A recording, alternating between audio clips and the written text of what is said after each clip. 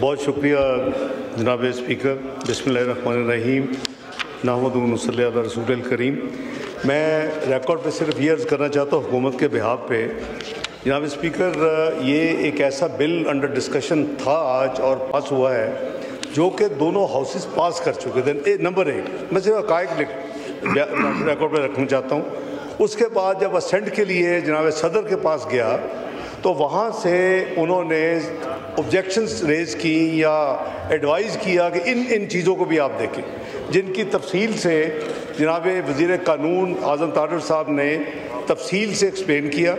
اور میں مشکور ہوں کہ جناب کامران مرتضیٰ صاحب نے مولانا صاحب کی گائیڈنس میں، مولانا فضل الرحمان صاحب کی گائیڈنس میں اس میں مزید امپرومنٹ پرپوز کی، اور ہم نے کھلے دل سے حکومت نے اس کو بھی ایکسیپٹ کیا.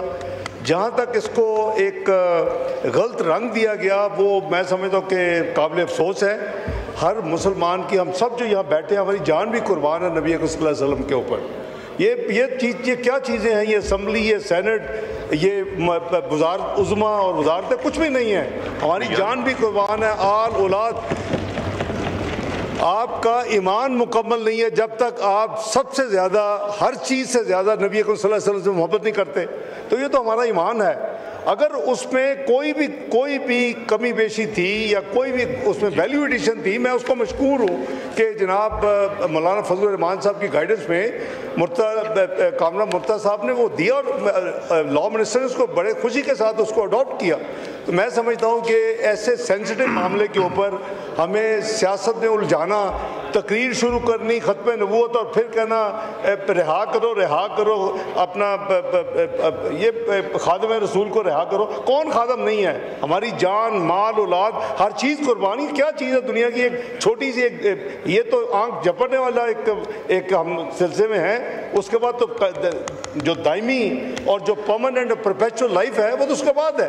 تو میں سمجھتا ہوں کہ اگر دیکھیں کوئی بھی قانون، اس میں ایوولوشن پروسیس ہوتا رہتا ہے قوانین میں، آئین میں، جیسے حضرت نے فرمایا. کوئی اگر چیزیں ہیں تو آئیں مل کے بیٹھیں، دیکھیں اس کو. اگر کسی قانون میں کوئی بہتری لانی ہے، میں اس قانون کی بات نہیں کر رہا، میں جنرل بات کر رہا ہوں کہ کسی بھی قانون میں انکلوڈنگ دس ون، اگر آپ نے کسی آئینی کو ترمیم اور بہتری لانی ہے تو ہم ہر وقت حاضر ہیں. میں مولانا صاحب کے ساتھ تھا اس میں. انہوں نے ذرا مہینہ کم کر دیا. مولانا صاحب 9 مہینے نہیں تھے، بڑے سینسٹیو پیریڈ 10 مہینے تھے. اور 100 میٹنگیں ہوئی تھی آفیشیل، اور قریباً 90 میٹنگیں ہماری، آپ کو یاد ہوگا، انفارمل ہوئی تھی. اور جو آخر میں میٹنگز ہوئی تھی کنسنسس کے لیے، وہ خیبر پختونخوا کے نام پہ ہوئی تھی. اس میں 3 دن لگے تھے. ایک سائٹ کہہ رہی تھی خیبر ہونا چاہیے اور یا ہزارہ ہونا چاہیے، دوسری سائٹ کہہ رہی تھی یہ صرف پختونخوا ہونا چاہیے، پختونستان ہونا چاہیے. آپ کو یاد کرانا ہوں جناب اسپیکر آپ کے توجہ سے.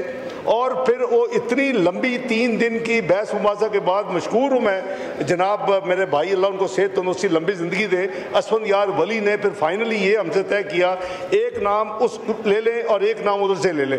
یہ خیبر پختونخوا اس طرح اس کا فیصلہ ہوا. تو جناب میں صرف مشکور ہوا، میں صرف کلیریفائی کر رہا ہوں کہ یہ حکومتیں آنی جانی ہیں، یہ کسی کی وراثت نہیں ہے. اللہ تعالیٰ خود فرماتے ہیں کہ میں جس کو چاہوں میں ذمہ داری دے دوں، جس سے چاہوں میں واپس لے لوں، جس کو چاہو عزت دے دوں، جس چاہو ذلت دے دوں.